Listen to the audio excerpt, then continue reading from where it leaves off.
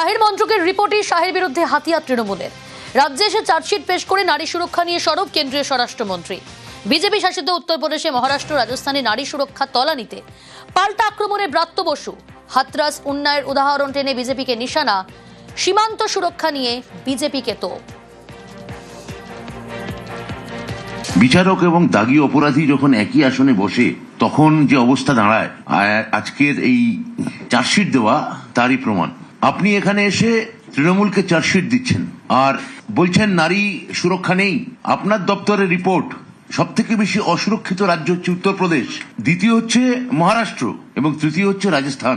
প্রায় 2 লক্ষ কোটি টাকা আপনারা আমাদের আটকে রেখেছেন, সীমান্তকে সম্পূর্ণ অসুরক্ষিত অবস্থায় রেখে দিয়েছেন। বলছেন ডেমোগ্রাফি পাল্টে গেছে। কি করতে হবে ডেমোগ্রাফি আবার ঠিক করার জন্য?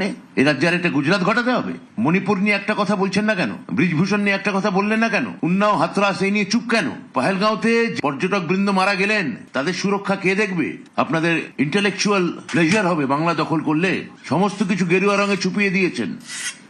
বাংলাকে পারেননি, বাংলাকে পারবেন না। এখানে নারী শক্তিরই জয় হবে।